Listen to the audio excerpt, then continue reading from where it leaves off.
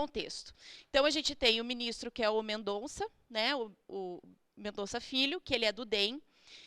E só uma questãozinha que eu acho que é importante ressaltar, ele apresentou um projeto para estabelecer 6 anos como idade máxima para a alfabetização das crianças. Então, só aí a gente já consegue ver o quanto ele não entende de educação, né? E eu acho importante pontuar isso para a gente entender um pouquinho esse contexto todo. A segunda coisa é a secretária executiva, que é, na verdade, quem está dando as cartas, como a própria Valéria já colocou para vocês, que ela é ligada ao PSDB desde há muito tempo, desde o governo Fernando Henrique Cardoso. Ela fazia parte da comissão técnica do Todos pela Educação, além de ser uma sócio fundadora desse movimento, né, que é um movimento que influencia muito fortemente na política educacional e já, assim, com visões bastante equivocadas, inclusive, né? Eu acho que é importante pontuar isso. E, por fim, aqui eu peguei só 3, eu recortei, porque era o que nos, né, nos cabia, mas o Rocieli, que ele é secretário da Educação Básica, ele é ex-secretário de Educação do Amazonas. E, para nossa infelicidade, a gente ainda teve um crescimento do IDEB do ensino médio lá no Amazonas, que já está com uma reestruturação. Eu tentei ter acesso à proposta pedagógica do ensino médio do Amazonas, mas eu não conseguia tempo para essa análise de hoje. Com relação ao CONSED, que é o Conselho Nacional de Secretários de Educação, a gente tem na estrutura, na presidência, o Eduardo Deschamps, que é de Santa Catarina, ele é engenheiro. E na vice-presidência, a Ana Seres, que é aqui a secretária do Paraná. Então, quanto ao movimento da política e a sua influência no Estado, eu não tenho dúvida que, quando isso for normatizado, legalizado, enfim, o Estado do Paraná não vai se opor quanto à implementação de nada. Então, eu não acredito que seja por conta do governo, a não ser que exista uma resistência por parte dos professores, um movimento junto aos estudantes. Se não houver nenhum movimento, eu acredito que a política ela não vai ser em nenhum momento questionada, enfim. Né, até por conta dessa estrutura e dela fazer parte, eles chamam de articulistas, mas é como se fosse uma vice-presidência que cuida aqui dos assuntos da região sul. O CONSED, ele tem grupos de trabalho que não é só com relação ao ensino médio. E é importante a gente entender isso, porque os braços do CONSED chegam muito além do que a gente imagina, né? Então, eles têm lá financiamento de educação, tecnologia e inovação, avaliação da educação básica, gestão, a Base Nacional Curricular Comum e o ensino médio, que eles tinham justamente essa tarefa de rever esse PL 6840, a flexibilização do currículo e fazer essa discussão dessa jornada em tempo integral que até a Ana Lorena, enfim, já colocaram para vocês um pouquinho dessas questões. Então, não vou me ater a isso. E ela tem, nesses grupos de trabalho, cada grupo de trabalho tem um apoio maior ou menor, dependendo, mas essas instituições mais fortemente, que é o Instituto Ayrton Senna, a Fundação Itaú Social, Itaú BBA, Instituto Unibanco e o CIEB, né, o Centro de Inovação para a Educação Brasileira. Esses os que estão participando de forma mais ativa nos grupos de trabalho. E isso é público. Tá? Isso está no site. Se vocês entrarem no site do CONSED, vocês conseguem verificar tudo isso. O Instituto Natura também. Esses, de forma eles influenciam ainda mais. O Instituto Natura entra com uma parte tecnológica, um negócio de sistema, tal, como se fosse uma ajuda, um gerenciamento de dados, mas que, na verdade, então, esse é o papel do Instituto Natura de forma mais...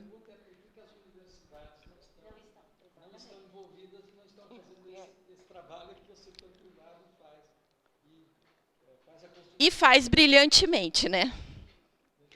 Para eles, faz brilhantemente. Com relação à Base Nacional Comum e à organização curricular do ensino médio, eu tenho alguns apontamentos, porque assim, a gente teve algumas mudanças, desde a primeira versão para a segunda, né? Primeira versão em 2015, segunda versão apresentada agora em 2016. Eu queria pontuar algumas coisas com vocês para poder auxiliar no debate. Então, a primeira questão é que a primeira versão ela tinha, né, 298 páginas. Filosofia e sociologia eram colocadas como componentes curriculares obrigatórios na primeira versão da base, lá em 2015. Ela trazia uma questão de integração horizontal e vertical, ou seja, a integração entre os componentes, porque eles não falam em disciplina, mas entre os componentes da área e entre as áreas, então, horizontal e vertical. E a área de ciências humanas era composta por geografia e história, ensino religioso, sociologia e filosofia. Ela tinha um eixo, então cada componente apresentava uma estrutura diferente na primeira versão. Filosofia tinham 3 eixos. A introdução ao filosofar, opinião, conhecimento e gosto, e condição humana e responsabilidade pelo mundo. E sociologia, iniciação à perspectiva sociológica, a relação entre o eu e o nós, processos de formação e identidades políticas e culturais, compreensão das formações políticas, da democracia e da cidadania e compreensão sociológica do trabalho. Então, esses eram os 3 eixos de filosofia e de sociologia na primeira versão da base, em 2015. E aí a gente teve toda aquela consulta pública, onde todos os professores puderam participar ativamente do processo de discussão, puderam inserir as suas contribuições no sistema. Esse sistema foi analisado, eles contrataram uma iniciativa privada para poder fazer a análise das contribuições, e essas contribuições foram sistematizadas por essa iniciativa privada que trabalhou com esses dados, e aí foi lançada a segunda versão. A segunda versão já traz 652 páginas. Filosofia e sociologia, na segunda versão, não aparecem como componentes curriculares obrigatórios, ou seja, aí a gente já vê um indício de todo o movimento que está... Assim, se a gente tivesse prestado um pouco mais de atenção, talvez a gente já tivesse conseguido antever esse movimento todo que estava por vir, né?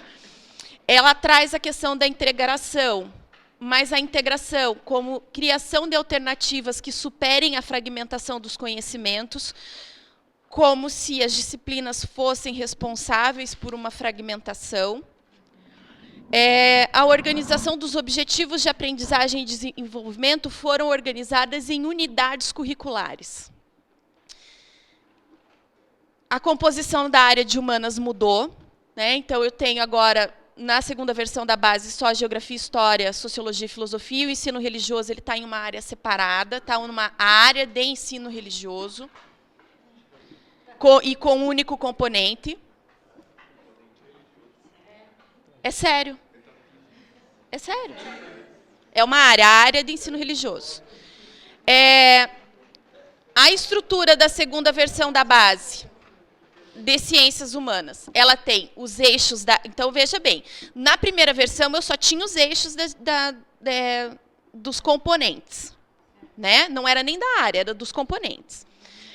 Na segunda versão, eu tenho os eixos da etapa, os temas integradores e as unidades curriculares, que é diferente também para cada um dos componentes. Então, quando o caderno... Veja como eles mesmos se equivocam, porque quando o caderno lá do PAC diz que a área possui um objeto comum, eles não conseguem nem propor o objeto comum dentro da própria área, porque por conta da especificidade de cada disciplina, é impossível. Então, essas unidades curriculares, que seria esse objeto comum, eles não conseguem delimitar dentro da própria área. Tá? Então, ele é diferente para cada componente. Mas, para além disso, ele ainda tem os eixos da etapa, os temas integradores, que não deixam de ser, na verdade, temas transversais com uma nova roupagem, né? Com uma nova roupa, uma nova apresentação. Os eixos, então, da etapa do ensino médio: pensamento crítico e projeto de vida, intervenção no mundo natural e social, letramentos e capacidades de aprender, e solidariedade e sociabilidade. Esses são os eixos da etapa do ensino médio. Não, relacionada ao ensino médio. O eixo da etapa é para tudo, não só para a área de ciências humanas, tá? E os temas integradores também é para tudo, para todas as áreas, tá? E os temas integradores, então, são economia, educação financeira e sustentabilidade, culturas africanas e indígenas, culturas digitais e computação, direitos humanos e cidadania e educação ambiental. E aí eu recortei um pedacinho da base que eu esqueci de colocar a página lá para vocês, mas me perdoe. Ao mesmo tempo em que esses temas expressam compromissos formativos centrais, percebe-se que cada um deles, por atravessar vários componentes curriculares e objetivos de aprendizagem do ensino médio, presta-se muito bem à efetivação de ações integradoras. Né? Então, assim, na verdade, são temas transversais com uma roupagem diferente. Né? A essência, na verdade, é a mesma. As unidades curriculares do ensino médio, então, que é diferente para cada componente. Para a filosofia, introdução ao pensar filosófico, seus caminhos e culturas. Opinião, discurso e conhecimento, condição humana e responsabilidade pelo mundo, são as três unidades curriculares que compõem filosofia. E sociologia, da sensibilização inicial à perspectiva sociológica, a reflexão sobre desigualdade social, da introdução à abordagem socioantropológica, a reflexão sobre a diversidade sociocultural, e o terceiro, da formação do indivíduo e do cidadão moderno ao Estado democrático de um direito no Brasil. Esses são as três unidades que formam a disciplina de sociologia. No entanto, a base seguraram a apresentação da base para, enfim, a publicização disso, pediram para ser apresentada somente em 2017, após a aprovação do PL 6840. Ou seja, na verdade, eles estão casando tudo, né? E o IDEB, eles já sabiam que ia cair, eles já tinham uma projeção de que não ia ser bom e estavam esperando a notícia para conseguir ter, inclusive, uma desculpa para poder aprovar de forma mais rápida esse PL, enfim. Eu não vou comentar, eu até fiz algumas coisas sobre a questão do PL, mas a Ana Lorena já abordou e a Valéria também, então não vou me ater a isso. Mas uma das questões que eu gostaria, que me preocupa bastante, é que quando a gente fala em ênfase, e a gente tem uma avaliação nacional pautada em língua portuguesa e matemática, quais serão as ênfases que serão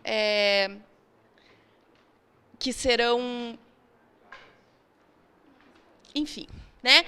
Privilegiadas, exatamente, essa é a palavra. Quais serão as ênfases que serão privilegiadas? Eu vi em algum lugar, não tenho certeza se isso é sério ou não, mas que os sistemas teriam como obrigatoriamente ofertar pelo menos 2 ênfases. Ela fala, né? Então, pelo menos 2 ênfases são de oferta obrigatória. Quais são as ofertas, quais são as obrigatoriamente ofertadas? Linguagens e matemática. Né? Então, assim, isso me preocupa bastante, porque, como a própria Valéria já disse, né, as disciplinas de filosofia, sociologia, história, elas são as grandes responsáveis pela formação do pensamento crítico. E, a partir do momento que a gente retira o direito do aluno a ter isso, a gente está mexendo com relação à própria formação desses sujeitos, e na precarização da formação desses sujeitos. Né? Então, eu trouxe esses apontamentos.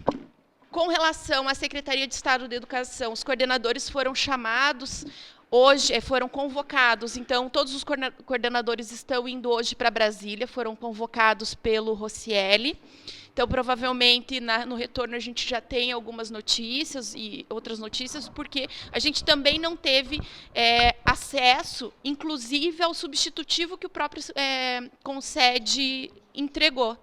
A gente não teve acesso. O que nós temos, o que eu tenho certeza, enquanto pedagoga lá no departamento?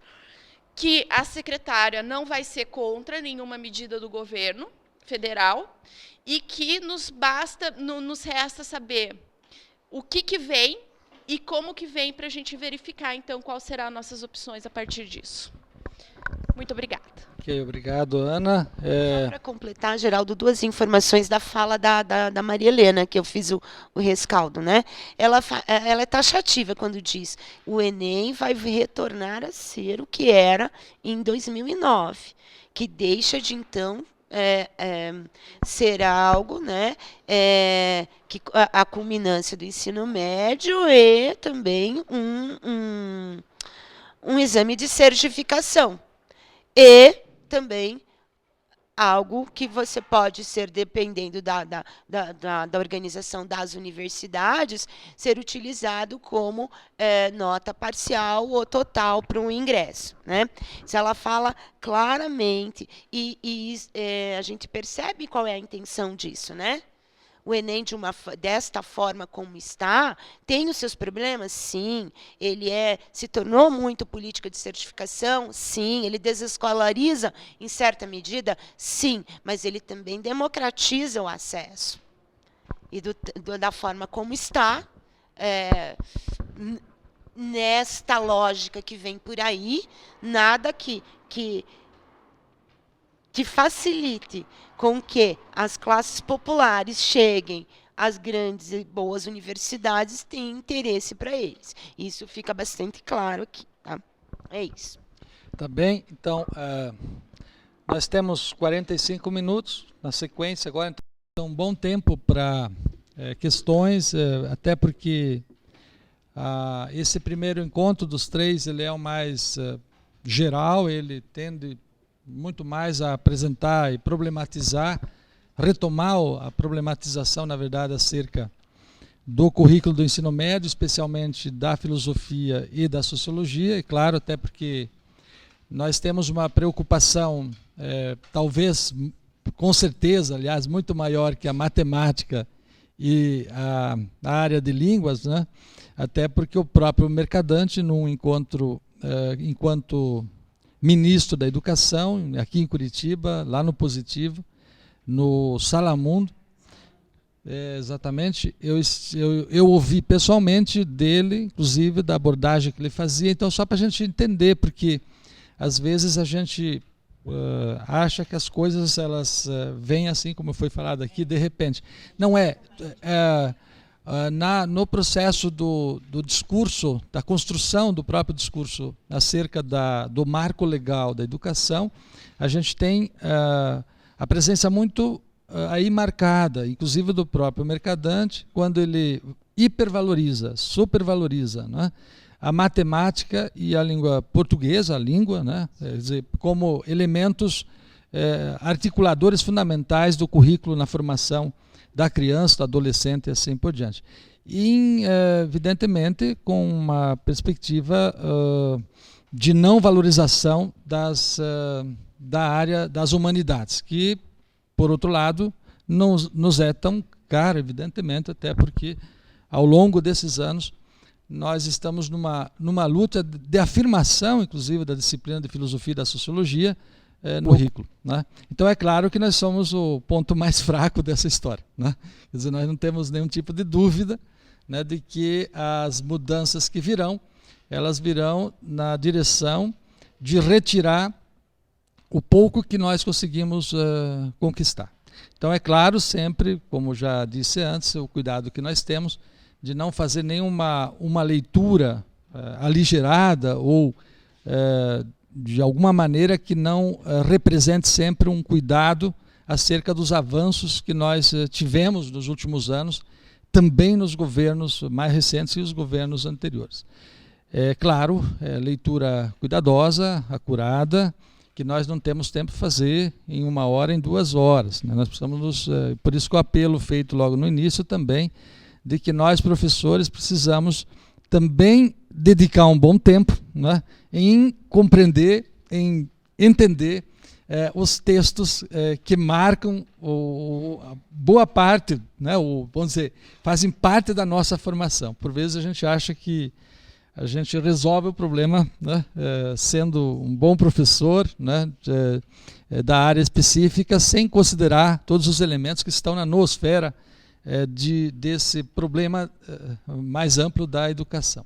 Então eu queria abrir a conversa, nós não temos assim, talvez vamos respeitar em torno de 3 minutos, né, mais ou menos, que as falas não passem disso, podem ser considerações, podem ser perguntas, podem ser retomadas de discussões, enfim, que vocês já fizeram, né, enfim, questões que vocês queiram colocar para a gente. O microfone, embora ele não tenha uma função aqui, então, assim, tão marcada, ele tem uma função para transmissão da rádio e para gravação, né? Então é importante, a gente está usando o microfone por conta disso. Então, quando alguém se candidatar a falar, terá que vir aqui na frente, tá? E fazer a sua exposição de até 3 minutos no máximo, tá bem? E utilizando, então, eu vou pedir para que me ajudem nas...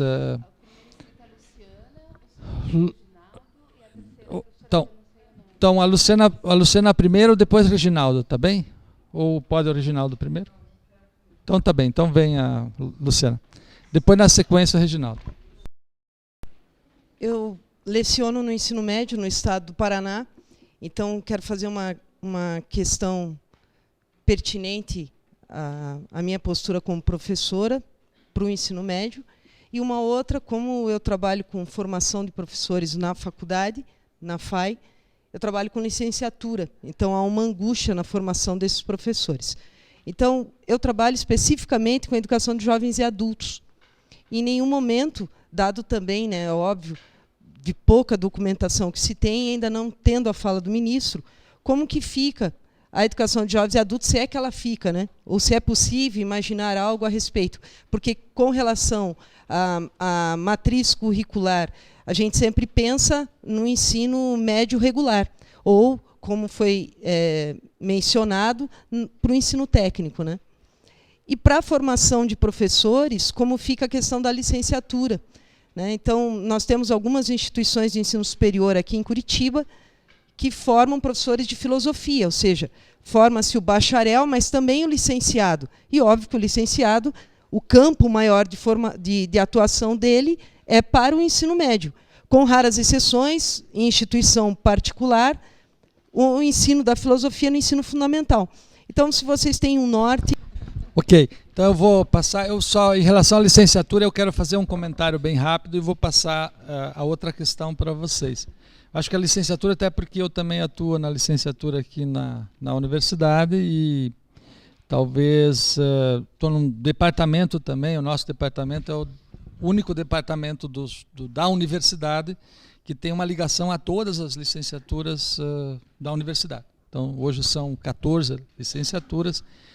E eu poderia falar um pouco mais, situando, Luciana, mais a própria licenciatura de filosofia, que ela por si já é um problema também histórico, a sua construção ela é muito complicada, mas a gente tem plena clareza de que esse processo vindo da forma como vem, com medida provisória ou com algum debate mais aberto, que a gente não acredita, né? Evidentemente que ele não vai ocorrer, mas de qualquer maneira, as mudanças que virão vão impactar de modo muito direto, né? Em relação à formação de professores, a formação inicial de professores, né? Até porque falar em formação continuada de professores é um outro assunto, é um outro problema da ordem maior. Mas eu diria, Luciano, o seguinte, que a licenciatura, existe um modelo, e talvez o professor Lino possa falar desse modelo em sendo pensado na UTF-PR e em outros espaços, também que vem um pouco já num modelo, digamos, tonalizado dessa ideia, né, interdisciplinar, levando isso mais às últimas consequências, não é? Eu diria que talvez as nossas licenciaturas, as mais marcadas, como a da UFPR, a própria PUC hoje, e você imagina a USP e assim por diante, muitas dessas licenciaturas que têm na sua base uma forte marca, né, de divisão entre a formação do bacharel e a formação do professor, né, e isso historicamente é marcada, tanto é que na nossa universidade, eu tenho dito isso muito claramente, o bacharelado e a licenciatura, elas estão juntas no papel, né? Porque na prática elas estão absolutamente separadas. Inclusive o MEC separa, porque quando ele vem à universidade, ele vem para avaliar o curso do bacharelado e depois ele volta para avaliar o curso da licenciatura, né? Então existe uma dicotomia construída, não só do ponto de vista de perspectivas epistemológicas e tudo mais, mas por perspectivas que são claramente marcadas, né, de um processo de formação, né? Então eu imagino que estes cursos, né, esses cursos já tradicionais, de longos anos, longas datas, né, eles terão muito mais dificuldade de se repensar, de se reinventar do ponto de vista dessas novas medidas. E claro que, acho eu, que vão resistir, e talvez esse seja um fator positivo, né? Nesse sentido eu acho um fator positivo, resistir no sentido da direção que nós acreditamos, no sentido de que a interdisciplinaridade só é possível quando você tem a disciplinaridade, do ponto de vista da construção do objeto, do método bem construído, né? Quando isso não está posto, não está fortemente construído, você não tem como fazer. Você faz uma espécie de gelatina geral, né? Porque no fundo esses temas transversais que vêm com os nomes que vieram, né? Que vêm com um monte de nomes e títulos e tudo mais, a gente sabe que em última instância, foi bem colocado aqui pela mesa, eles têm a intenção de um esvaziamento do processo de reflexão mais marcado do ponto de vista do conhecimento. E de todo o acúmulo que ao longo dos anos a gente vem construindo do ponto de vista da formação do sujeito adolescente, criança, adolescente, enfim, no ensino médio, adulto também e tudo mais. Então eu imagino, Luciana, que nós temos que, paralelamente, e já está no nosso, então só para concluir a resposta, nós já estamos construindo uma conversa com a PUC, nesse sentido, com o professor Giovanni lá, também com o professor dos basilianos, a própria FAI, que aqui está, nós podemos sentar para conversar mais conjuntamente, mas nós precisamos fazer uma articulação mais aí cuidadosa acerca da discussão da licenciatura para o ano que vem. Eu imagino que o primeiro semestre do ano que vem a gente deva fazer um ciclo acerca de pensar a formação inicial dos professores. No seu sentido mais amplo, evidentemente, a sociologia e a filosofia nós sempre temos caminhados juntos, até porque estamos muito próximos, né? E temos os problemas muito também marcados, muito similares, né? Então, eu penso que temos que criar uma discussão entre nos cursos, os coordenadores, para trazer esse debate. Mas vai impactar, sem dúvida nenhuma, né? A outra questão eu vou deixar, então, para que vocês... Eu queria fazer só um comentário ainda sobre a discussão da licenciatura, para pensar o seguinte: o substitutivo que está aprovado na Câmara Especial faz uma mudança no artigo 62 da LDB, indicando que os currículos dos cursos de formação de docentes deverão ser estruturados a partir da Base Nacional Comum da Educação Básica. Quer dizer, a ideia, embora não esteja explícito aí, né, mas a ideia subjacente é de que os currículos deveriam ser repensados a partir das áreas, né? E aí, é claro, assim, é uma possibilidade de flexibilização, e a gente discutia um pouco aqui, né, mas a universidade tem autonomia. Claro, a universidade tem autonomia, mas a política nacional ela é indutora de política local. Claro. Não dá para desconsiderar.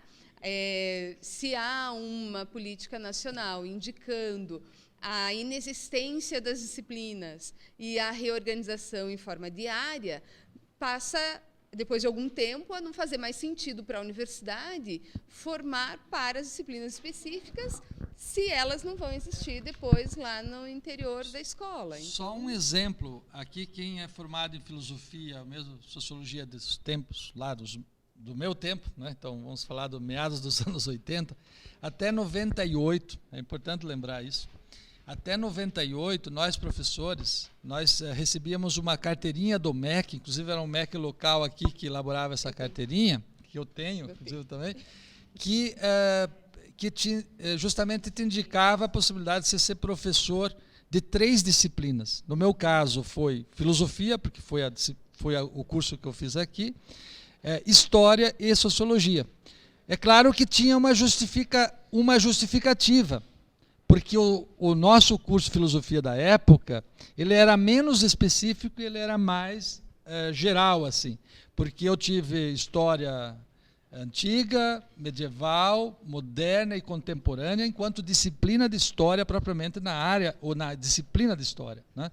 Da mesma forma, a sociologia tinha uma forte presença marcada na nossa formação, que dava certas condições para você também assumir as disciplinas, mas certas condições, vamos deixar isso bem claro, até porque é sempre um problema um professor ser um professor múltiplo, né? De múltiplos temas, múltiplas áreas, enfim, como muitos de nós somos, né? Quer dizer, a gente sabe disso, ensino religioso, história, geografia, e assim vai. Então é uma situação, né? Só para levantar esse exemplo que, de fato, nós já tivemos no passado. Então, quando a gente fala que é uma retomada, é uma volta, em boa medida, até um retrocesso em grande sentido, o que não quer dizer, e é bom apontar para isso, que nós estamos sendo contrários a um processo mais interdisciplinar ou de uma flexibilização no sentido da organização dos interesses por parte dos alunos, daquilo que, evidentemente, eles têm mais vontade, ou têm mais, enfim, mais identificação do seu ponto de vista da sua formação. Evidentemente que a gente tende a compreender isso, né? E aí um risco gigante de esvaziamento do próprio processo de formação de professores, né? Na medida em que se retira o estatuto teórico da disciplina, não só lá no ensino médio, mas pode chegar a retirar o estatuto teórico da disciplina de formação do licenciado na universidade. O que poderia, inclusive, eu imagino, criar algumas condições de distanciamento do bacharelado e licenciatura.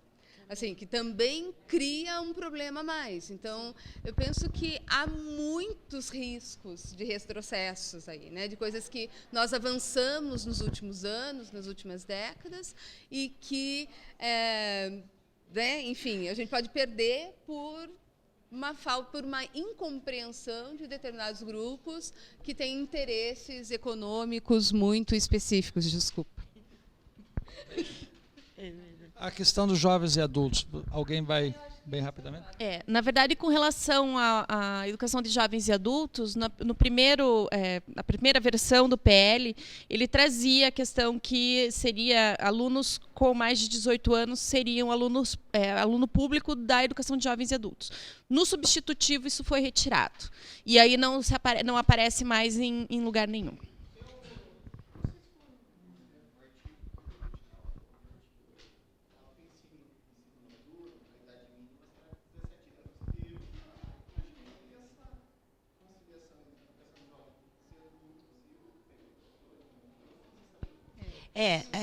No texto diz mesmo, assim, você...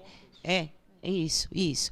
Você só pode estudar no ensino médio noturno, que a princípio teria uma organização diferente, e essa mudança aconteceria mais lentamente, segundo a Marilena, tá? Mas só pode estudar à noite quem tem mais de 18 anos. Essa informação existe. Então, eu vou propor que os inscritos agora a gente faça um bloco, né? Vocês falem, porque assim a gente junta, ok? Até para também favorecer mais a fala de vocês. Então, falará o Reginaldo, logo na sequência a Patrícia, depois na sequência o Edmilson e depois o Cipriano, tá bem? Então, vocês já vão se organizando nesse sentido. Aí depois a gente abre para mais um bloco, a depender aqui do tempo que temos, tá bem? Então, nesse movimento, eu percebo duas polarizações. Em um polo, nós temos os professores, afinal, de filosofia e sociologia e de todas as outras disciplinas, que já são professores e vendo toda essa mudança e todo esse risco para a nossa profissão. Estado do Paraná, tá? Não sei o número exato, mas temos aí uns 120 mil professores. Isso dá mais de 60% do quadro de pessoal. E professores a qualquer nível, municipal, estadual ou federal, é no mínimo 50% do quadro de pessoal. De maneira que, enquanto funcionários públicos, nós somos sempre uma grande força. Então, isso é um polo de estar lutando contra isso. E eu não tenho percebido esse polo na sua realmente grande força atuando nisso. Eu vejo uma boa quantidade dos nossos colegas professores inertes, parados. É só colocar nas nossas datas marcantes aí, o 29 de abril desse ano, foi poucas pessoas, o 30 de agosto, eu estava lá presente, mas percebendo lá a quantidade de pessoas que estavam ali, ou mesmo agora nesse último sábado na Assembleia da APP, que tínhamos decisões a ser tomadas, ali tinha pouco mais de 1.000 pessoas, quando consideramos que só a quantidade de professores existente em Curitiba e metropolitana, nossa, quantas vezes mais 1.000 nós teríamos ali?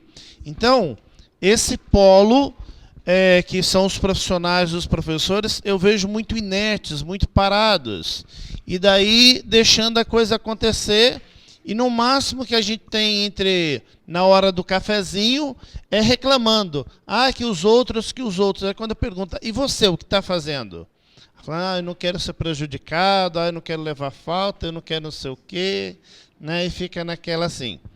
O outro polo são os alunos e os pais de alunos. Então, dentre os alunos, eu percebo que também só uma pequena quantidade de alunos que, afinal, está ali realmente querendo aprender para valer e não só tirar nota. Mas uma grande quantidade dele só tem um interesse. Ele quer tirar nota no final do bimestre e, ao final do ano, ser aprovado. Aprender alguma coisa é o de menos.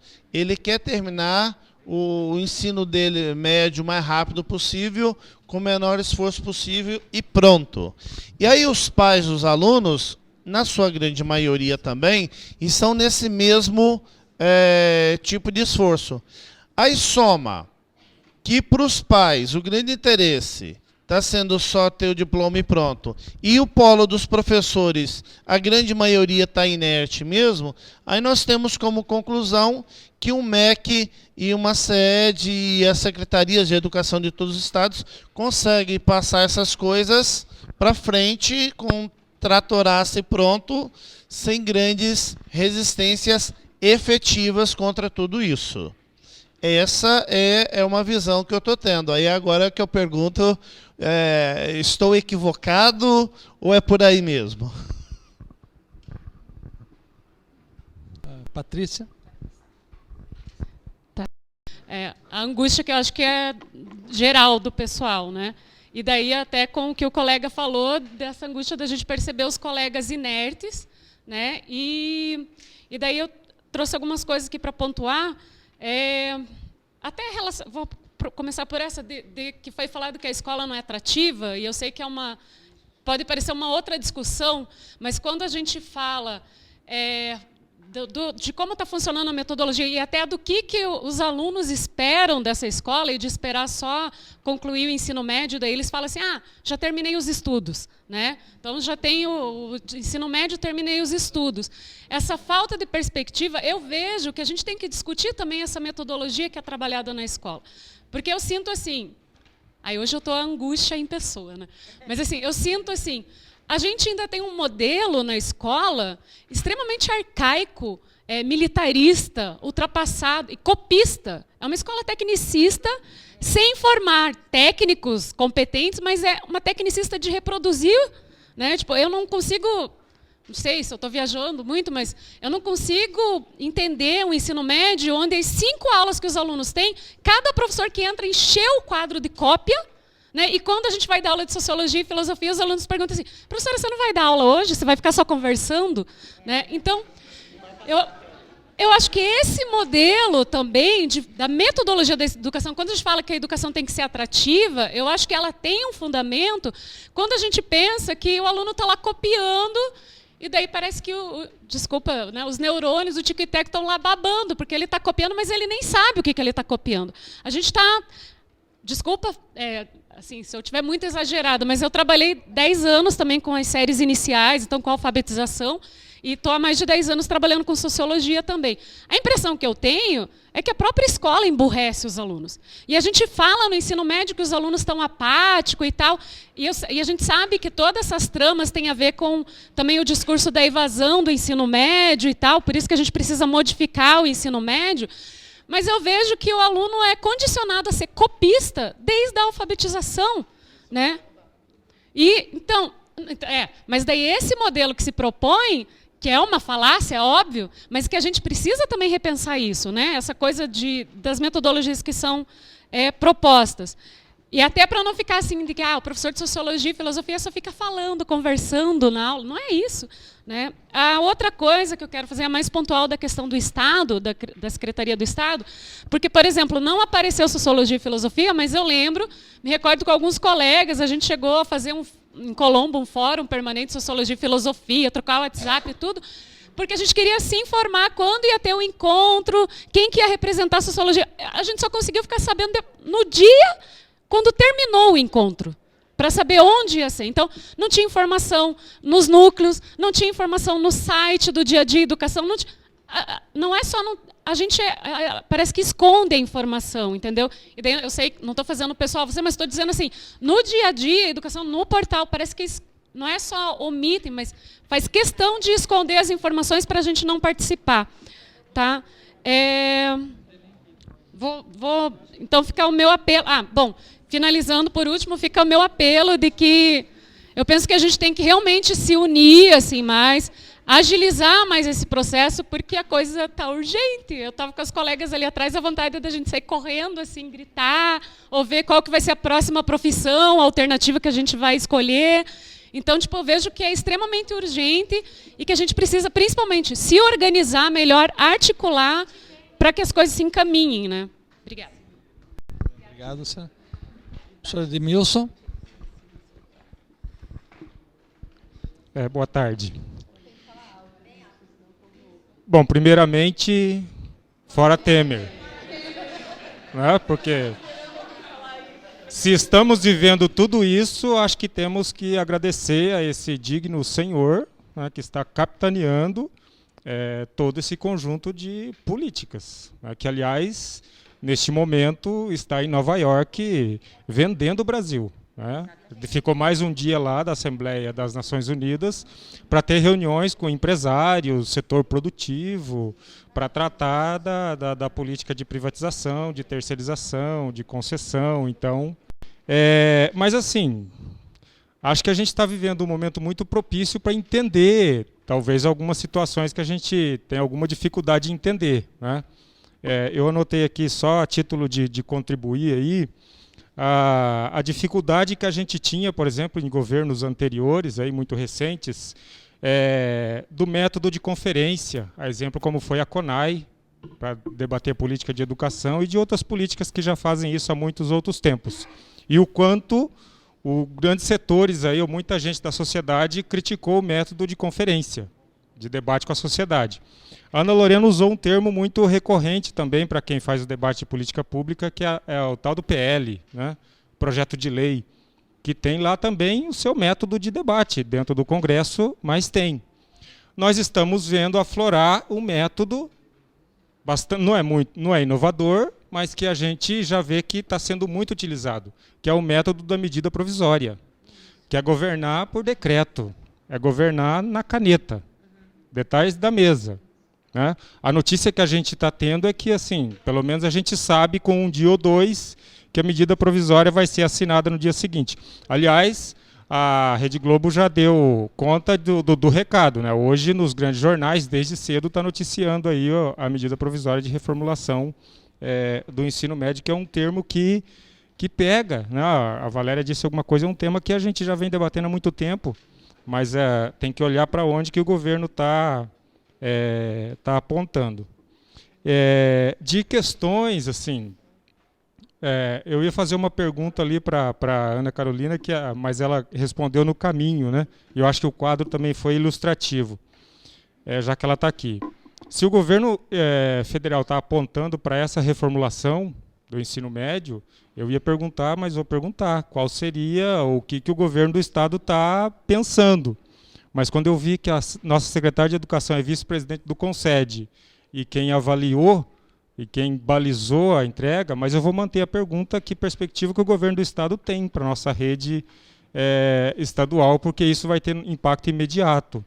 Espero eu que o Paraná não seja piloto, né? Que não se proponha a já iniciar a implantação amanhã. Achei muito interessante o debate que a Valéria trouxe da questão da identidade profissional. Que esse debate entre disciplina e área, que às vezes a gente tem o preconceito com a área porque acha que vai destruir a disciplina e acha que a disciplina são gavetinhas, mas a gente faz muito esse debate da inter-relação entre as disciplinas, do que elas têm em comum e do quanto importante isso é ser debatido na estratégia pedagógica, para não se perder na gavetinha, e eu acho que a gente não pode perder isso de vista. E aqui trazer alguma contribuição, porque o colega já deu a deixa ali, pelo menos duas, o anterior também já falou alguma coisa, um que falou da nossa dificuldade de se organizar e se mobilizar, então acho que assim, está passando da hora, né? Mas infelizmente a situação não ajuda. Não ajuda não por má vontade, às vezes, dos trabalhadores. Mas, no caso do Paraná, a gente tem uma situação de um Estado que trata as questões com violência, né? A lembrança do 29 de abril é uma boa lembrança. Tratar a política pública desse jeito faz o quê com os trabalhadores? Acua eles dentro da sala de aula. E é nosso papel contribuir com essa organização toda, e a gente está aí se propondo a esse debate. E nós estamos juntos, aí eu estou junto com a colega lá, nós da PP estamos juntos, mas quando ela manifestou aqui a indignação dela, eu lembrei de Paulo Freire. Não deixemos de nos indignar, né? Paulo Freire dizia da justa raiva. Então, a raiva, às vezes, é justa diante da situação que a gente enfrenta. E, por último, eu vou deixar aqui o convite. Eu trouxe uns jornais que a PP produziu, publicou, tem alguns ali que estão na escola, para o movimento que está marcado para amanhã. Vocês sabem que amanhã é um grande dia de mobilização, de manifestações, de greve nacional. Acho que é um espaço de mobilização e organização que a Valéria nos provocou aqui. E é um momento da gente buscar esses caminhos, seja no sindicato, na associação, no movimento estudantil, no clube, né, associação de moradores, da gente buscar a nos propor a não permitir que o país tome os rumos que o governo federal está nos empurrando. Boa tarde a todos. Sou o professor Cipriano de Piraquara, do Estado. Eu vejo assim que todas essas questões propostas, né, devemos partir do entendimento desse contexto, né? Qual é o contexto que a gente vive, né? O contexto, certamente, do regime de produção capitalista, de um Estado neoliberal, né, que está adotando políticas em função do capital. A gente sabe que desde a década de 70, que a força do capital, né, para determinar o Estado vem se constituindo, né, desde a reestruturação produtiva também, e que vai sendo forjado, né, esse Estado neoliberal capitalista. E daí, diante disso tudo, né, qual seria, então, o nosso grande debate, né, porque nós estamos no polo oposto da resistência, né, da educação escolar.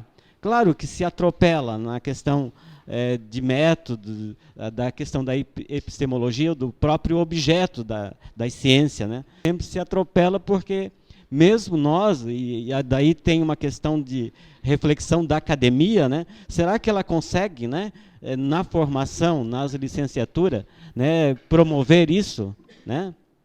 E daí é um desafio que se coloca, né? E a gente, por outro lado, né, vê a a necessidade dos estudantes, né, mais fortalecido, né, com mais ênfase no reino da necessidade do que no reino da liberdade, porque nisso não é propiciado. Nem a escola consegue isso, né? Ainda mais a própria sociedade. Quando se trata dessa questão das disciplinas, ou retirada das disciplinas, é óbvio, né, que nós estamos lutando contra um monstro, né, que está aí, né, se arvorando de poderes para conseguir a sua hegemonia. E daí a grande questão que se coloca é essa, né? Quais as nossas ações políticas para o enfrentamento disso, né? Daí muitos colegas, né, já colocaram, já problematizaram para nós, né? Estamos estagnados, inertes e tal, né? Mas daí, o que é que vamos fazer? Nós temos aqui um grande grupos, né, que eu digo que são intelectuais pensantes, né, para o enfrentamento dessa política e desse regime de produção. E o que é que nós vamos fazer agora?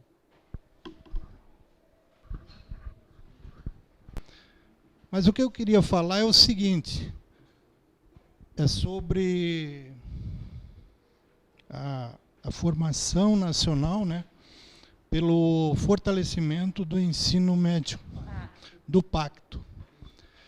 Eu participei em 2014 e 2015. Inclusive, levei R$2.000. Quem participou sabe da necessidade das ideias que foram colocadas. Ações, evidentemente, que estamos retomando. Eu acho bem importante esse diálogo com a nossa experiência, inclusive, da formação continuada, porque, como é seu nome, professor? Seu nome? Clodemar. É o seguinte, é que há também relatos absolutamente adversos ao seu, contrários ao seu, né? É o que a maior parte dos relatos que nós temos em relação ao pacto, do nosso grupo, ao menos, que participa do NESEF, não vão ao encontro do seu, aliás, vão de encontro. Por razões que nós não vamos aqui aprofundar agora, mas a gente entende que o pacto não é um problema da gente julgar o pacto como política fora, entende? O problema é que a gente tem feito uma leitura do cuidado acerca do bolsismo que encerra, ou que pauta, ou que está, digamos assim, em grande medida presente nesse processo da formação continuada, quando na verdade a gente está lutando não por bolsa, as cotas, as bolsas para os que, enfim, para estudantes, etc., é uma outra história, mas quando isso vem para dentro do campo profissional, é um desrespeito, inclusive, ao profissional, à medida em que você justifica um salário que tem, não é, propiciando a ele a participação em políticas por meio de bolsas absurdas, por sinal, né? O nosso problema é dessa ordem, mas não é só. Porque da nossa ordem também quem faz uma leitura mais cuidadosa, e vamos fazê-la, né, precisamos fazê-la, inclusive nós estamos fazendo, tomamos o cuidado para não falar assim, aligeradamente, mas a leitura, e no próximo encontro nós vamos justamente fazer isso, e se possível vamos trazer a professora Mônica, que é responsável pela implantação do pacto no Brasil e no Paraná, principalmente, para fazer essa discussão. Eu quero fazer esse convite, até porque nós queremos apurar conceitualmente, não é, algumas questões que estão colocadas dentro dos cadernos do pacto, particularmente o caderno 3 e o caderno 4. Nós vamos apurar publicamente, vamos fazer um debate bem cuidadoso dessa questão, para apontar alguns elementos, né, que a nós são caros, porque há uma pasteurização teórica e conceitual em muitos aspectos. Qual que é a nossa defesa fundamental? Gastar um dinheiro que foi gasto no pacto em nível nacional, você poderia ter feito perfeitamente uma antologia de textos clássicos fundamentais da história nacional e da história internacional, do ponto de vista dos grandes clássicos, né, que poderia elevar o nível cultural, efetivamente, né, efetivamente, do ponto de vista que é uma formação continuada, E não esta coisa de retomar, não é, dentro de um contexto de uma discussão que a gente entende, compreende que é importante, mas da forma como foi proposta e feita, ela empobrece.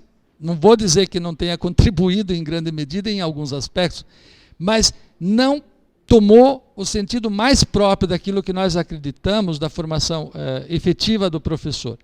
Nós, por vezes, temos dificuldades na formação inicial, e aí nós temos políticas de formação continuada que também não nos favorecem. Então, nesse sentido, às vezes a gente tem uma posição mais forte, mas não é porque somos contra totalmente, né? Não é essa a questão. É porque nós queremos algo. Se é dinheiro gasto, que se gaste bem, né? E se gaste com uma condição marcada, né? Então, sobre esse sentido, eu queria só daí falar da questão que a Patrícia levantou em parte, o professor Luiz também, enfim, apareceram aí nas questões.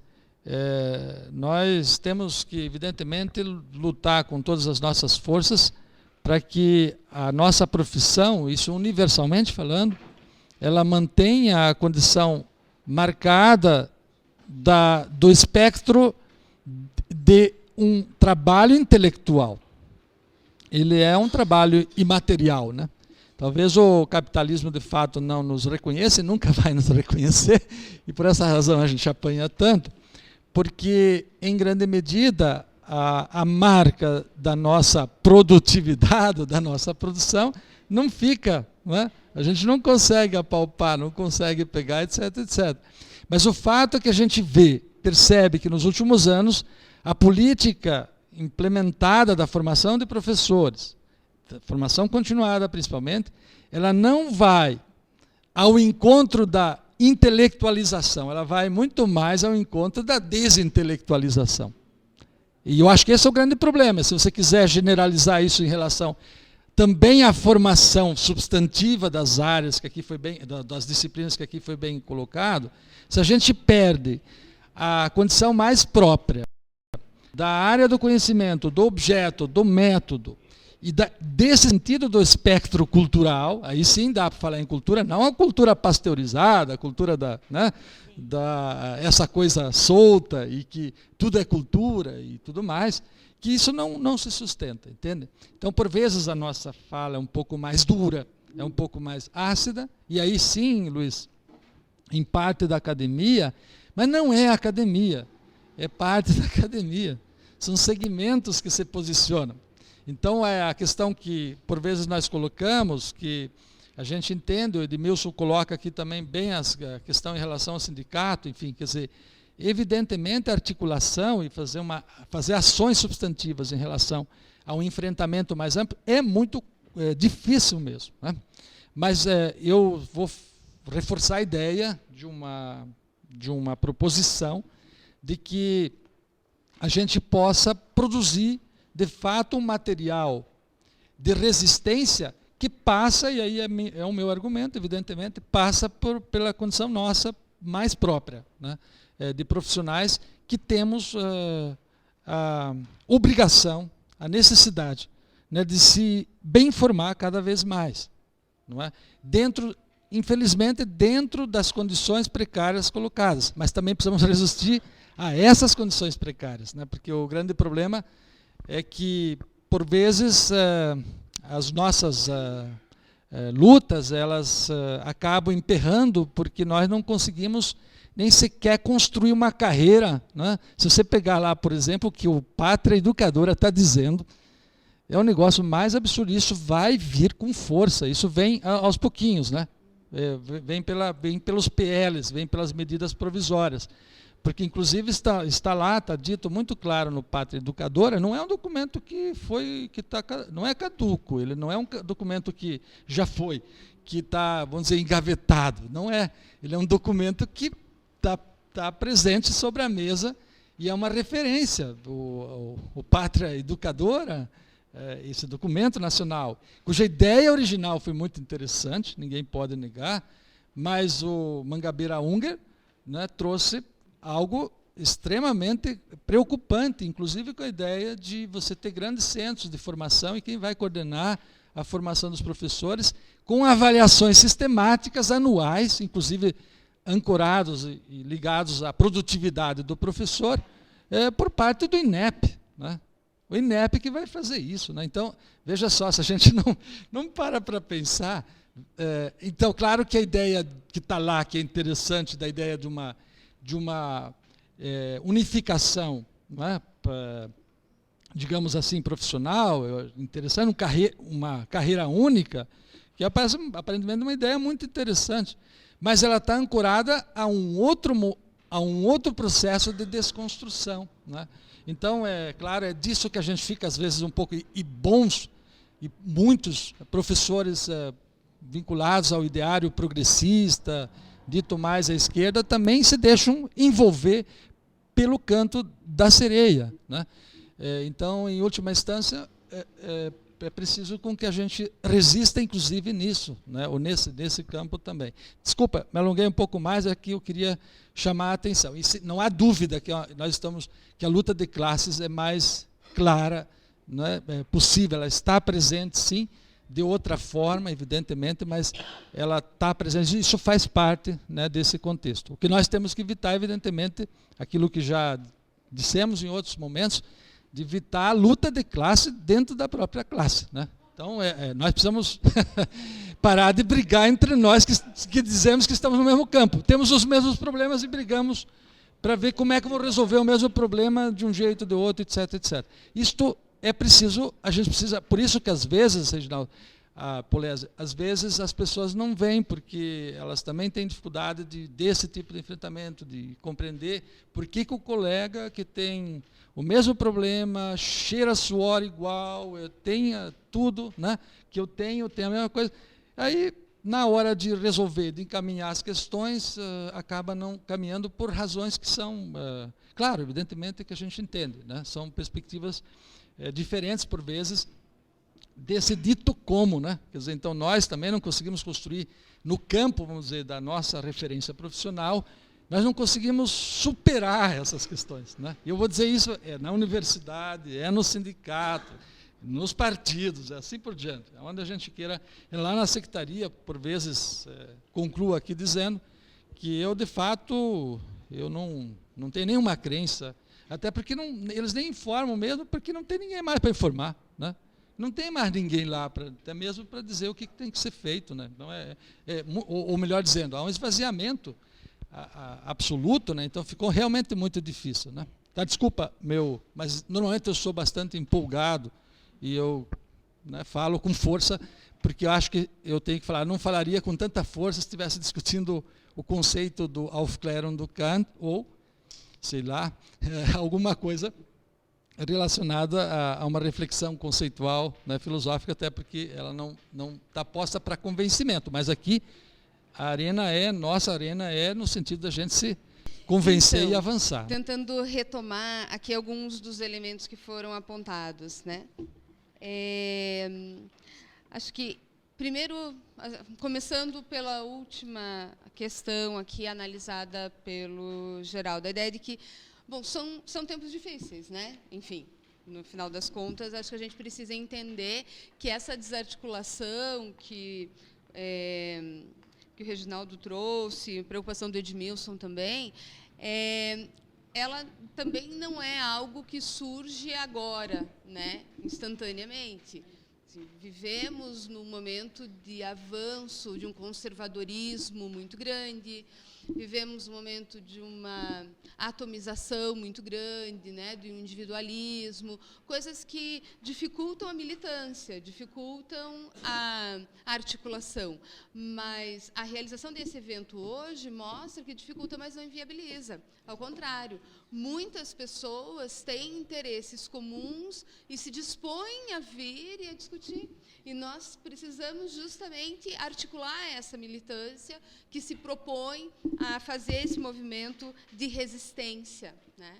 E não deixar, enfim, que essa desarticulação que nos assombra, né, tome conta de todos os espaços, ao contrário. Então, acho que isso é super importante. Acho que a gente já viu momentos em que o Paraná já foi laboratório de política, e acho que, assim...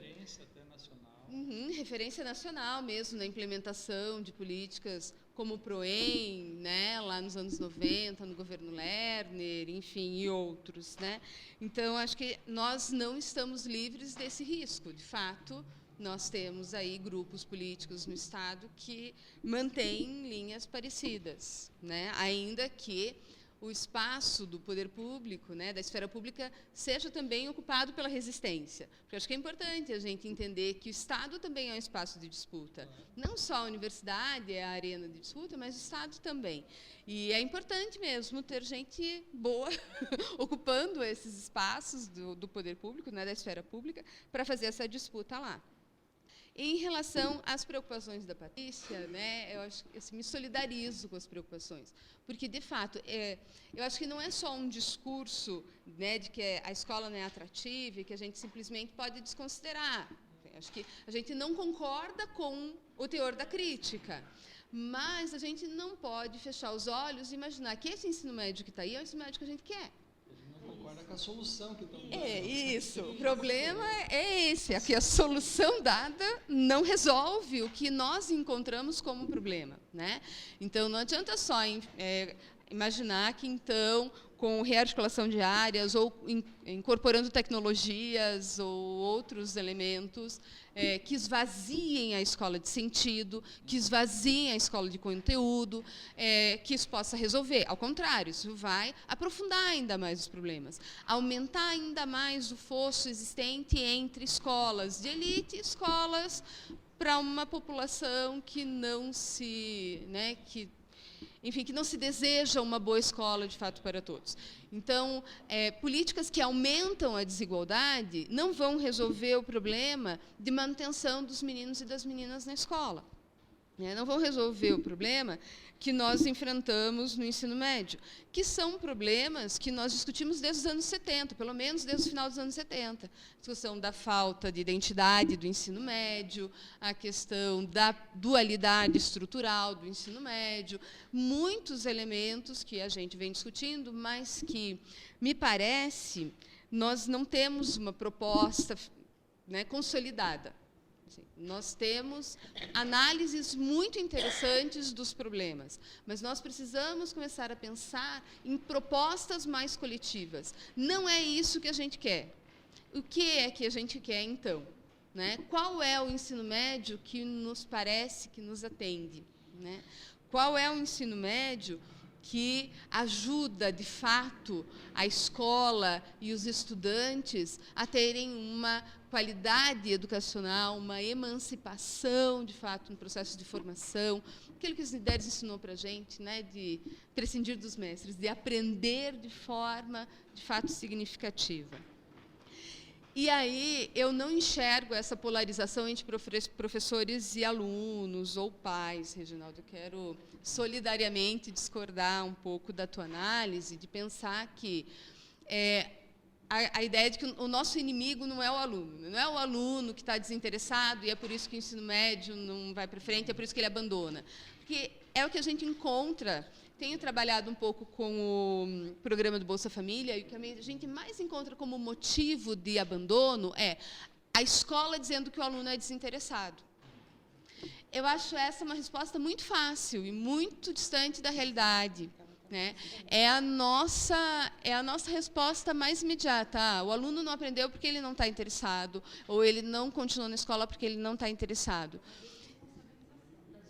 Isso, uma desresponsabilização do nosso trabalho enquanto escola. E eu digo nosso trabalho porque, assim, eu tenho 19 anos de escola pública, de educação básica, na rede municipal e na rede estadual. E, assim, é difícil trabalhar no chão da escola. Não estou dizendo que é fácil, e nem que a escola sozinha tem todas as soluções, ela não tem. Mas a saída não pode ser responsabilizar o aluno e não fazer uma autorreflexão do que é a escola atualmente, do que é o ensino médio, do que a gente tem proposto como trabalho. Né? Acho que existem muitas limitações, mas também existem muitos acertos. Eu acho que nós temos muitas experiências interessantíssimas no ensino médio, no ensino fundamental, na educação infantil. E se a gente consegue avanços, é justamente pelo trabalho do professor que está lá no chão da escola. Desses professores que não desistem, desses que resistem, desses que fazem não só a militância política, mas a militância educacional também, né? A militância no processo de formação, efetivamente, do aluno. Então, acho que resolver o problema da escola não ser atrativa não é pelo esvaziamento da escola, é o inverso. Recheando a escola de mais conhecimento. É fazendo com que a escola, de fato, cumpra o seu papel social, né, que é fundamental e que muitas vezes a gente abandona ou esquece, porque acho que é um discurso antigo. Eu faço o discurso antigo. O exemplo é que os pais não vão ensinar a equação do segundo grau, vão ensinar? Né? Ou vão ensinar os conceitos chaves, né, acerca da cidadania, sei lá, na filosofia, na sociologia? Claro que não. Quer dizer, há uma contribuição, então, evidentemente, mas o fato é que a escola tem uma função a qual é só dela, né? E eu acho que a grande questão da estratégia que está em jogo, eu acho isso que nós temos refletido, eu acho que está muito claro, é que há uma tendência a retirar essa função que lhe é própria, né? Eu acho que essa questão a gente tem. E aí a ideia da produção docente que o professor levantou é extremamente importante, né? Evidentemente, mas só que para isso nós precisamos ter condições, né? Eu sempre falo, eu acho que a grande diferença entre os professores das universidades públicas, né, e os professores do ensino fundamental e médio, eu estou falando também porque fui professor de creche, ensino fundamental, médio, fui professor da Ana Lorena, vejo tão, né, imagina, 2 meses, mas foi alguma coisa, né? Então, veja só, ou um semestre, algo parecido. Mas o fato é assim, a questão são as condições, não é? De trabalho, as nossas condições, enfim, que de alguma maneira nós temos tanta dificuldade de resistir a elas, né? Quer dizer, resistir no sentido de não aceitar essas condições. Enfim, evidentemente que é tão complicado fazer essa fala, que parece um pouco abstrata, mas eu acho que nós estamos dando um indicativo também para o Edmilson, né, para o sindicato, para os, né, várias representações, e para os partidos também, né, eu acho que não há problema, os partidos que venham juntos, né, que venham construir isso juntos, nós precisamos construir, de fato, um movimento nacional bastante forte, senão a coisa não avança, né? Eu acho que seremos, de fato, não engolidos, mas, em boa medida, vamos perder muitos dos direitos, né, que já conquistamos, né? Então, penso que é isso, né? Não sei se mais alguma coisa. Acho que as meninas querem falar também, quero só agradecer. Não, gente, ainda bem que a Ana toca nesse final, né? Porque essa categoria, a função social da escola pública, ela é chave para a gente fazer uma crítica histórica, política, sociológica, filosófica, teórico-metodológica, como a professora ali sugere, não só do contexto todo, do nosso papel nesse contexto, nosso posicionamento, a nossa atitude cotidiana no interior da escola pública, né? Então, o que a gente talvez tenha feito hoje, e não foi pouco, né, apesar de ser ainda um primeiro passo, é tentar mapear, né, as condições conjunturais, ligar os pontos, fazer os links, para que a gente analise com mais propriedade, com mais profundidade todo esse processo.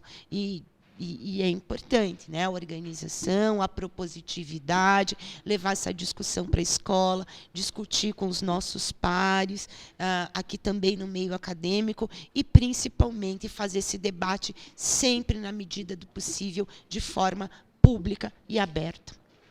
Porque a gente precisa fazer com que também a sociedade, a comunidade participe e se envolva. A gente está aqui na academia, mas o que nós estamos fazendo não é uma atividade estritamente acadêmica, vocês percebam. Nós estamos fazendo um papel que o intelectual tem que recuperar. Ele tem que ser, sim, né, aquele que vai para o debate público, convida a sociedade para fazer com ele, porque nós temos que, além de todos os nossos problemas, né, a gente tem que cuidar muito desse estofo que está se criando na sociedade hoje em dia, que é esse recrudescimento dessas posturas fascistas, racistas, preconceituosas, enfim. Isso tudo dá gás para essa galera aqui que só visualiza o lucro, o interesse do capitalista como horizonte e muitas vezes nos trata desta forma, como não, o espaço pode ser da escola pública, sim, não tem problema, ele pode ser esvaziado por uma medida provisória.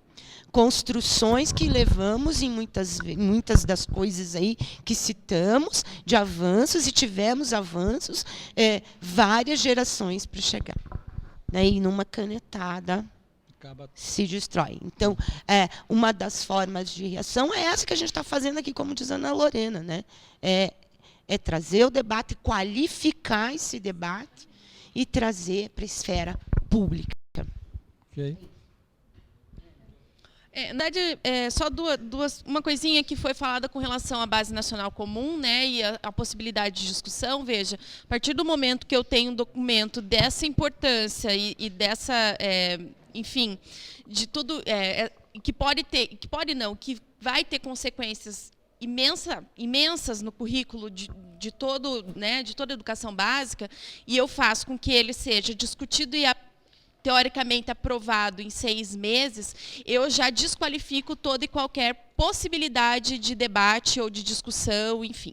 Então, assim, ele não aconteceu e em nenhum momento, nenhum tipo de debate que fosse, de fato, debate, e, na verdade, em nenhuma das esferas, seja na esfera municipal, seja na regional, seja na estadual ou nacional. Então, assim, quanto à questão da base, não houve.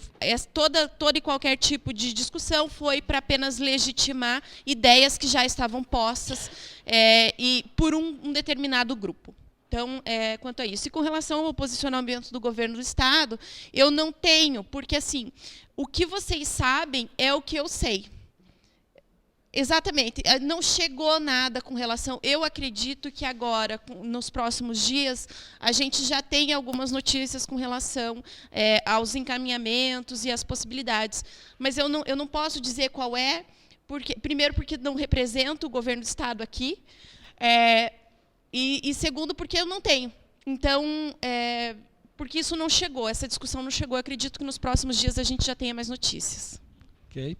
Então, eu queria agradecer a participação da mesa, né? Foi bem importante. Claro que foi uma mesa um pouco endógena, né? Porque eu estou com 2 orientandas e a minha colega da universidade. Mas as próximas mesas, o professor Lino será convidado para participar com a gente, né? Também a professora Milena, né, também já se prontificou a acompanhar da sociologia, até porque precisamos juntar mais, assim, a mesa tem que ser mais plural nesse sentido, né, e bem importante, né. Também a participação mais intensa, eu acho, Edmilson, a gente pode retomar um pouco que as pautas do sindicato e tudo, elas são muitas, né, então é uma questão muito complexa, mas talvez nós tenhamos que, de fato, inserir com mais força agora esse debate, e uma questão que eu já falei com a direção do setor, que nós também temos a universidade, quer dizer, o setor de educação não pode se omitir à posição pública acerca do que lhe é o seu próprio fazer. Quer dizer, no fundo, você não pensa o currículo publicamente, não expõe não dá a cara, né? Pública fica complicada, como nós temos aqui, de alguma forma, feito, quer dizer, dando aí nossa contribuição. Então, acho que o pessoal da sociologia, né, precisamos estar mais juntos, como nós já estivemos mais juntos, né? E eu fiquei muito contente, né, em ver um público diverso, né, com a presença importante aqui dos formados e dos professores da área da sociologia. E não só, achei que o nosso evento hoje marcou uma presença importante das faculdades também, né? Então isso mostra que nós temos uma possibilidade, de repente, né, de começar a... Não começar, até porque nós não podemos dizer que o sindicato e as iniciativas das várias regionais sindicais, não é claro que tem iniciativas, muita coisa está sendo feita, né? Mas a gente tem que talvez pensar uma questão mais forte no sentido nacional, inclusive, né? Com todas as forças que temos, né? Nós tivemos um debate, para concluir aqui, recentemente, na discussão sobre escola sem partido, né? E hoje nós resistimos, né, com a ideia da escola sem mordaça, né, para dar resposta, né? Com o Fernando Pena, né, aqui na universidade, uma questão até interessante. Veio um menino que se manifestou dizendo que ele era de uma perspectiva liberal, de um ideário liberal, né, de entendimento, mas que ele estava também assustado com essa história, né, da escola sem partido, né, e que, de alguma forma, queria se aliar, inclusive, e tudo mais. O que eu quero se aliar ao debate, somar ao debate e tudo mais? Eu acho que nós temos que construir um pouco essa referência, porque tem algumas coisas que, por vezes, a gente que cria a divisão, né? Então, precisamos somar. E, por fim, então, queria agradecer a banca, né? A mesa aqui, né? A gente está acostumado com banca, mas aqui é a mesa, e que eu achei que foi bem oportuna essa retomada, né? Embora um tanto pupurri, algo meio geral, meio amplo, né? Apontando para todas as coisas que já foram aí discutidas também por nós, mas, no entanto, nós mantivemos no objeto fundamental aqui, que é a reformulação do ensino médio e tudo o que implica, o que está implicado em relação digamos, a uma possibilidade bastante marcada de perda da nossa identidade, e que é a palavra que foi usada aqui também na mesa. Então, eu queria agradecer também a transmissão da Rádio Amintas, né? Bem importante, né? Que eles já têm sido também nossos aliados aí nessa luta, e bem fundamental. E queria, então, deixar esse agradecimento público também, e dizer que sempre nos debates, né, na medida do possível, se puderem estar com a gente, né? É sempre um prazer e muito bom para nós. E, por fim, queria também agradecer a Aline Tainá, que deu um suporte aqui ao nosso trabalho também, tá?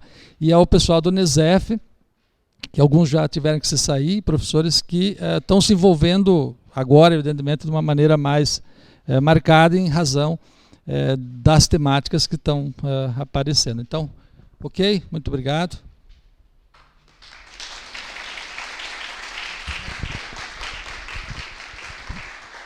Eu só queria comentar com vocês que a Rádio Amintas é uma rádio Amintas, do Colégio Amintas, da Escola Estadual. É uma rádio que ela está no ar há 3 anos, foi criada pelos alunos e eu, né, que a gente criou há 3 anos. Então, a gente está há 3 anos na estrada, e a ideia da rádio é justamente isso, que a Rádio Amintas, uma rádio educativa. Estar nesses espaços, trazendo essas temáticas para dentro da escola. Então, eu faço o convite para vocês, na medida do possível. A gente tem um programa que é toda segunda-feira, que chama-se Programa Livre Pensar, onde a gente leva professores das universidades, estudantes, ex-professores, para fazer esse debate no tocante à escola pública. Obrigado.